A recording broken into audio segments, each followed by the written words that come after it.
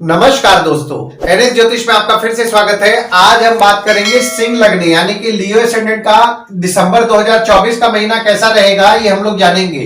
अगर आपने सिंह लग्न का नवंबर 2024 का मासिक फलादेश एवं उपाय नहीं देखा है तो ऊपर दिए हुए आई बटन पर क्लिक करें।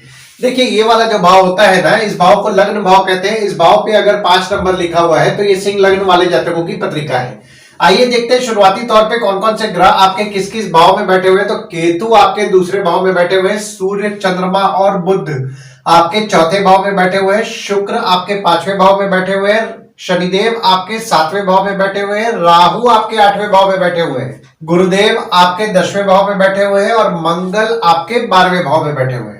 देखिए, लग्न पे आपके कोई ग्रह नहीं है, पर यहाँ पे देखिए शनिदेव की दृष्टि आपके लग्न पे पड़ रही है और आपके लग्न के स्वामी आपके चौथे भाव में विराजमान है 16 नवंबर से लेकर के 15 दिसंबर तक। तो लग्न पे शनिदेव की दृष्टि पड़ रही है तो आप में आलस्य रह रहा होगा 17 जनवरी 2023 से और 29 मार्च 2025 तक आप में आलस्य रहेगा। वहीं आपके लग्न के स्वामी आपके चौथे भाव में विराजमान है 16 नवंबर से लेकर के 15 दिसंबर तक। तो 16 नवंबर से 15 दिसंबर तक सुख को लेकर के आपका फोकस रहेगा, घर वाहन को लेकर के आपका फोकस रहेगा, आपकी माता को लेकर के आपका फोकस रहेगा। और जब आपके लग्न के स्वामी आपके 5वें भाव में 15 दिसंबर से विराजमान होंगे तो आपके बच्चों को लेकर के आपका फोकस रहेगा 15 दिसंबर से। अगर आपका किसी के साथ अगर आपका प्रेम संबंध चल रहा है यानी कि आपके प्रेमी या प्रेमिका है तो उनके प्रति आपका फोकस रहेगा। साधना करते हैं, साधना के प्रति आपका फोकस रहेगा 15 दिसंबर से। दूसरे भाव में आपके केतु विराजमान है और गुरुदेव की दृष्टि पड़ रही है और आपके दूसरे भाव के स्वामी आपके चौथे भाव में विराजमान है। देखिए, दूसरा भाव जो होता है वो होता है आपके वाणी कुटुंब कोष का होता है। तो दूसरे भाव में आपके केतु विराजमान है तो यहाँ पे देखिए आपके अचानक धन लाभ के योग बना रहे हैं। हालांकि देखिए, कभी कभी आप महसूस करेंगे कि थोड़ा बहुत धन हानि भी आपको हो रहा है, पर आपके अचानक धन लाभ के योग बना रहे हैं। गुरुदेव की दृष्टि भी आपके दूसरे भाव में पड़ रही है तो आपके सेविंग्स करने के तो निश्चित तौर पर योग बना रहे हैं। आपका सेविंग्स निश्चित तौर पर होगा। परिवार वालों को आपको प्रेडिक्ट करने में थोड़ा बहुत मुश्किल जा रहा होगा, वे बोलेंगे कुछ करेंगे कुछ, पर यहाँ पे देखिए गुरुदेव की दृष्टि भी पड़ रही है आपके दूसरे भाव में तो परिवार वालों के साथ आपके संबंध में आपको मजबूती देखने मिलेगा। वहीं आपके दूसरे भाव के स्वामी आपके चौथे भाव में विराजमान है 29 अक्टूबर से लेकर के पूरे दिसंबर के महीना में और आपके चौथे भाव में वक्री भी है 26 नवंबर से लेकर के 15 दिसंबर तक। तो जो भी लोग घर वाहन से संबंधित काम करते हैं जैसे कि ट्रांसपोर्ट हो गया, रियल एस्टेट हो गया, नई पुरानी गाड़ी खरीदना बेचना, car detailing, car accessories, property खरीदवाना बेचवाना या कोई भी घर वाहन से संबंधित काम करते हैं, आपके काम से आपके लाभ के योग तो निश्चित तौर पर बन रहे हैं। तीसरे भाव में आपके कोई ग्रह नहीं है, पर यहाँ पे देखिए मंगल की दृष्टि आपके तीसरे भाव में पड़ रही है और आपके तीसरे भाव के स्वामी आपके 5वें भाव में विराजमान है। देखिए, तीसरा भाव जो होता है वो होता है आपके स्वयं के पराक्रम, धैर्य, छोटे भाई बहन, पड़ोसी, डेली के प्रवास का होता है। तीसरे भाव में आपके मंगल की दृष्टि पड़ रही है 20 अक्टूबर से। तो 20 अक्टूबर से आपका पराक्रम तो निश्चित तौर पर अच्छा रह रहा होगा। हालांकि यहाँ पे आपके छोटे भाई बहन हो गए, पड़ोसी हो गए, उनके स्वभाव में थोड़ा एग्रेसिवनेस आपको देखने मिल रहा होगा। थोड़ा डिप्लोमेटिकली उनको हैंडल करें, पर आपके पराक्रम के लिए निश्चित तौर पर शुभ फल मंगल प्रदान कर रहे हैं। वहीं आपके तीसरे भाव के स्वामी आपके 5वें भाव में विराजमान है 6 नवंबर से लेकर के 1 दिसंबर तक। तो 6 नवंबर से 1 दिसंबर तक आपके बच्चे हो गए या फिर अगर आपका किसी के साथ प्रेम संबंध चल रहा है उनके द्वारा आपको धैर्य की प्राप्ति होगी और हिम्मत भी मिलेगी। वहीं जब आपके तीसरे भाव के स्वामी आपके 6वें भाव में 2 दिसंबर से 27 दिसंबर तक विराजमान होंगे तो आपके शत्रु से आपको हिम्मत दिलाएंगे, मामा मौसी से आपको हिम्मत दिलाएंगे और 28 दिसंबर से आपकी स्पाउस से आपको धैर्य की प्राप्ति होगी, आपको हिम्मत मिलेगा। भागीदारी में काम कर रहे हैं, भागीदार से आपको हिम्मत मिलेगा, भागीदार से आपको धैर्य की प्राप्ति होगी। चौथे भाव में आपके सूर्य विराजमान है, बुध विराजमान है और चंद्रमा विराजमान है और दृष्टि अगर हम लोग देखें तो गुरुदेव की दृष्टि पड़ रही है और शनिदेव की दृष्टि पड़ रही है और आपके चौथे भाव के स्वामी आपके 12वें भाव में विराजमान है। देखिए, चौथा भाव जो होता है वो होता है आपके सुख, माता, घर, वाहन का होता है।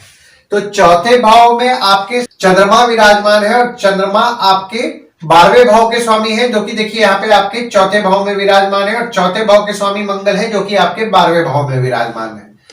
घर वाहन को लेकर के आपका खर्च बढ़ेगा, माता को लेकर के आपका खर्च बढ़ेगा। हालांकि देखिए यहाँ पे गुरुदेव की दृष्टि भी आपके चौथे भाव में पड़ रही है, तो आपको सुख निश्चित तौर पर प्राप्त करा रहे हैं, क्योंकि यहाँ पे देखिए गुरुदेव जो है वक्री गुरुदेव की दृष्टि पड़ रही है और मार्गी शनिदेव की दृष्टि पड़ रही है, तो आपको घर वाहन माता का सुख तो निश्चित तौर पर दिलाएंगे। हालांकि यहाँ पे देखिए आपके कुछ ना कुछ खर्च बढ़ेंगे घर वाहन माता को लेकर के, पर आपको सुख निश्चित तौर पर मिलेगा। पांचवें भाव में आपके शुक्र विराजमान है और सूर्य 15 दिसंबर को विराजमान होंगे और आपके पांचवें भाव के स्वामी आपके दशम भाव में विराजमान है। देखिए पांचवा भाव जो होता है वो होता है आपके संतति, प्रेम, पढ़ाई, साधना का होता है। पांचवें भाव में आपके शुक्र विराजमान है 6 नवंबर से लेकर के 1 दिसंबर तक। तो 6 नवंबर से 1 दिसंबर तक जो आपके बच्चे हैं उनका अपोजिट सेक्स के प्रति अट्रैक्शन बढ़ेगा। जो भी लोग फैशन डिजाइनिंग से संबंधित पढ़ाई करना चाह रहे हैं उनके लिए यह समय फेवरेबल है। और जब सूर्य आपके पांचवें भाव में 15 दिसंबर से विराजमान होंगे तो जो भी लोग सरकारी एग्जाम से संबंधित तैयारी कर रहे हैं उनके लिए फेवरेबल समय है। और आपके पांचवें भाव के स्वामी आपके दशम भाव में विराजमान है 1 मई 2024 से 14 मई 2025 तक। तो जो भी स्टूडेंट्स पढ़ते पढ़ते पार्ट टाइम जॉब का प्रयास कर रहे हैं या पार्ट टाइम जॉब करना चाह रहे हैं उनके लिए फेवरेबल समय है। जो भी लोग एजुकेशन से संबंधित काम करते हैं जैसे कि टीचर है, प्रोफेसर है, कोचिंग इंस्टीट्यूट चला रहे हैं, ट्रेनिंग इंस्टीट्यूट चला रहे हैं या कोई भी एजुकेशन संबंधित काम कर रहे हैं, उनके भी काम में उनको बढ़ोतरी देखने निश्चित तौर पर मिल रहा है। और ये बढ़ोतरी आपको 14 मई 2025 तक देखने मिलेगा। छठवें भाव में आपके शुक्र 2 दिसंबर को विराजमान हो रहे हैं और यहाँ पे देखिए गुरुदेव की दृष्टि पड़ रही है और मंगल की दृष्टि पड़ रही है और आपके छठवें भाव के स्वामी आपके 7वें भाव में विराजमान है। देखिए छठवां भाव जो होता है वो होता है आपके रोग, ऋण, शत्रु, मामा मौसी का होता है। छठवें भाव में आपके शुक्र जब 2 दिसंबर को विराजमान होंगे तो शुक्र आपके तीसरे भाव के स्वामी है और आपके 10वें भाव के स्वामी है, जो कि आपके छठवें भाव में 2 दिसंबर से 27 दिसंबर तक विराजमान रहेंगे। तो जो भी लोग मेडिकल फील्ड से संबंधित काम करते हैं जैसे कि डॉक्टर हो गए या फिर आपका मेडिकल इक्विपमेंट का बिजनेस कर रहे हैं, फार्मासिस्ट है या कोई भी मेडिसिन संबंधित काम करते हैं, उनके काम में उनको निश्चित तौर पर लाभ होएगा, यानी कि उनके काम को लेकर के उनका रिस्पॉन्सिबिलिटीज बढ़ेगा। जो भी लोग बैंक रिकवरी, सिक्योरिटी सप्लाई से संबंधित भी काम करते हैं उनके काम में भी उनको बढ़ोतरी देखने मिलेगा।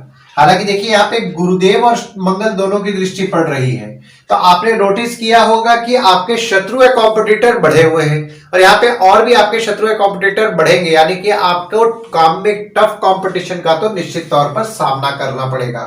और आपके छठवें भाव में मंगल की दृष्टि भी पड़ रही है 20 अक्टूबर से और पूरे दिसंबर के महीना आपके छठवें भाव में मंगल की दृष्टि पड़ेगी। तो आपके शत्रु हो गए, कॉम्पिटिटर हो गए, वे थोड़ा स्वभाव में एग्रेसिव होंगे, छोटे मोटे विवाद कर सकते हैं। देखिए यहाँ पे विवाद से आपको बचना है, किसी भी किस्म के विवाद में नहीं पड़ना है। और आपके छठवें भाव के स्वामी आपके 7वें भाव में विराजमान है, तो अगर आप अपना कोई काम मामा मौसी के साथ करना चाह रहे हैं तो आपके लिए फेवरेबल समय है, यानी कि भागीदारी में अगर आप आपके मामा मौसी के साथ काम करना चाह रहे हैं ना, तो ये पीरियड जो आपका चल रहा है ना, आपके लिए फेवरेबल समय रहेगा। 7वें भाव में आपके शनिदेव विराजमान है और शुक्र 28 दिसंबर को विराजमान हो रहे हैं। मंगल की दृष्टि आपके 7वें भाव में पड़ रही है और शनिदेव जो आपके 7वें भाव में विराजमान है तो शश नामक पंच महापुरुष योग का निर्माण किए हुए हैं। देखिए 7वां भाव जो होता है वो होता है आपके स्पाउस, भागीदार का होता है। देखिए आपकी स्पाउस या भागीदार का आपको सुख तो निश्चित तौर पर अच्छा मिलेगा और आप आपके स्पाउस या भागीदार को इंडिपेंडेंस भी दे रहे हैं।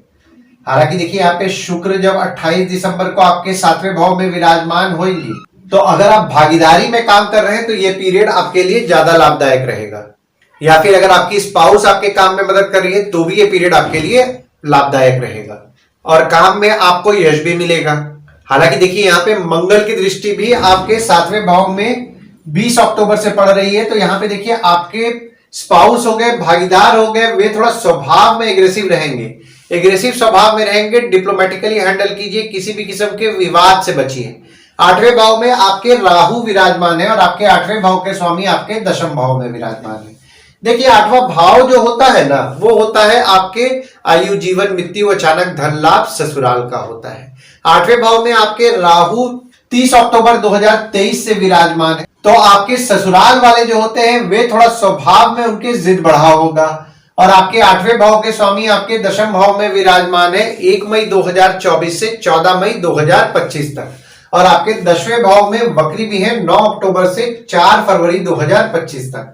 देखिए, एक तरफ तो आपके पिता की स्वास्थ्य का आपको विशेष तौर पर ध्यान देना है। पिता की स्वास्थ्य थोड़ी बहुत बिगड़ सकती है। देखिए, काम में थोड़ा बहुत आपको बाधाएं आपको देखने मिलेंगी।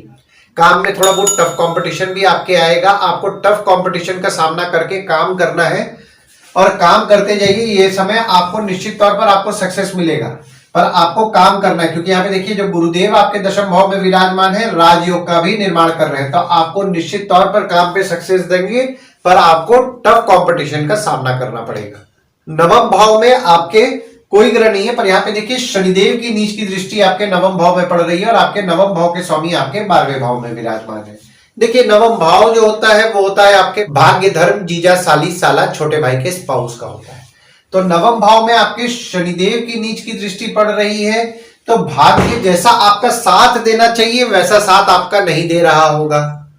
आपके जीजा, साली, साला, छोटे भाई के स्पाउस हो गए, उनसे आपके मनमुटाव होने की संभावनाएं बना रहे हैं, तो मनमुटाव से आपको बचना है। हालांकि यहाँ पे देखिए आपके नवम भाव के स्वामी आपके 12वें भाव में 20 अक्टूबर से विराजमान होंगे, तो धार्मिक कार्यों को लेकर के आपका खर्च बढ़ेगा। अगर आप विदेश संबंधित काम करते हैं, जैसे कि इंपोर्ट एक्सपोर्ट हो गया, फॉरेन ट्रेड हो गया, फॉरेन से प्रोजेक्ट उठा के काम कर रहे हैं, कोई भी विदेश संबंधित काम कर रहे हैं, तो यहाँ पे देखिए आपका फॉरेन संबंधित काम में आपका नसीब निश्चित तौर पर साथ देगा। और अगर आप विदेश जाने का भी प्रयास कर रहे हैं, तो 20 अक्टूबर से पूरे दिसंबर के महीना आपके लिए फेवरेबल समय है। 10वें भाव में आपके गुरुदेव विराजमान है और आपके दशम भाव के स्वामी आपके 5वें भाव में विराजमान है। देखिए, दशम भाव जो होता है वो होता है आपके बॉस, पिता, काम, ऑफिस का होता है। दशम भाव में आपके गुरुदेव विराजमान है, तो आपको काम के लिए तो निश्चित तौर पर शुभ फल प्रदान करेंगे। और जो दशम भाव में आपके गुरुदेव विराजमान हुए हैं वो 1 मई 2024 से 14 मई 2025 तक विराजमान रहेंगे और 9 अक्टूबर से 4 फरवरी 2025 तक आपके दशम भाव में वक्री भी है। तो काम तो निश्चित तौर पर आपका बढ़ाएंगे, काम को लेकर के रिस्पॉन्सिबिलिटीज आपके बढ़ाएंगे। देखिए, सूर्य बुध दोनों की युति हो रही है, तो बुध आदित्य योग का आपके 4थे भाव में निर्माण हो रहा है, तो आपके काम को लेकर के आपको निश्चित तौर पर शुभ फल प्रदान करेंगे। और अगर आप सरकारी काम से संबंधित प्रयास कर रहे हैं, तो 16 नवंबर से 15 दिसंबर तक आपके लिए फेवरेबल समय है। पिता और बॉस से छोटा मोटा मतभेद हो सकता है, मतभेद होने से बचें।